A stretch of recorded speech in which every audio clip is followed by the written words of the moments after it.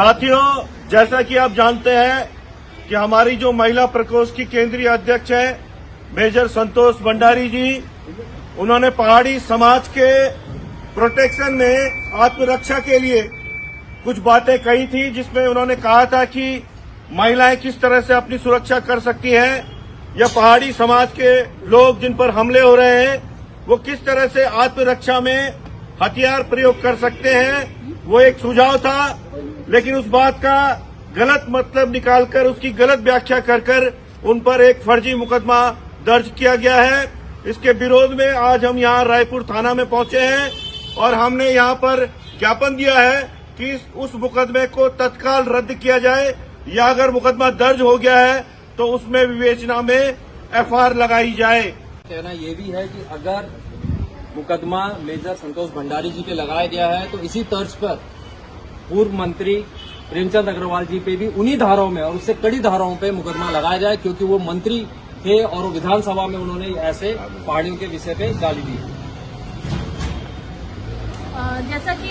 हम सभी जानते हैं कि उत्तराखंड क्रांति दल की जो महिला अध्यक्ष है मेजर संतोष भंडारी, उन्होंने महिलाओं को बचाव करने के लिए, क्योंकि उसी दिन ऋषिकेश में एक घटना हुई थी जिसमें बाहर के व्यक्तियों द्वारा हमला किया गया था एक फौजी पे, उसमें महिलाओं को बचाने के लिए अपने हथियार इस्तेमाल करने की एक बात की थी। लेकिन वो उन्होंने एक सोशल मीडिया में एक पोस्ट था, लेकिन उसका स्वतः संज्ञान लिया यहाँ के जो एसओ हैं श्री प्रदीप नेगी जी, उन्होंने स्वतः संज्ञान लेके उनपे मुकदमा दर्ज कर दिया। ऐसा ही हम चाहते हैं कि जब प्रेमचंद अग्रवाल जो हैं वो एक मंत्री पद पर रहते हुए विधानसभा में इस तरह की भाषा का इस्तेमाल करते हैं तो उन पर भी स्वतः संज्ञान लेकर उन पर भी मुकदमा दर्ज करना चाहिए और कड़ी धाराओं में मुकदमा दर्ज करना चाहिए, क्योंकि उन्होंने एक पर्टिकुलर समाज को अपशब्द कहे और साथ ही समाज में वैमनस्य फैलाने के लिए जो पहाड़ी और मैदानी की खाई करने की कोशिश की है, उसके विरोध में जरूर ये मुकदमा उन पर होना चाहिए। इसी को लेकर हम आज यहाँ पर पहुंचे हैं और ये लेटर हमने एप्लीकेशन यहाँ पर दिया है और इसका तुरंत इस पे संज्ञान होना चाहिए। ये उत्तराखंड क्रांति दल की मांग है। और अभिप्राय देखने में आ रहा है कि जब से सदन में ये कार्रवाई हुई है, इससे पहले भी कई लोगों ने, जिसमें तोमर जैसे लोग हैं, लोग पिछले 3-4 सालों से लगातार जो पहाड़ और मैदान पर बेमनस्ता फैला रहे हैं, उन पर पुलिस ने कभी संज्ञान नहीं लिया, कोई कार्रवाई नहीं की है। और अभी वही व्यक्ति जो है कई जगहों पर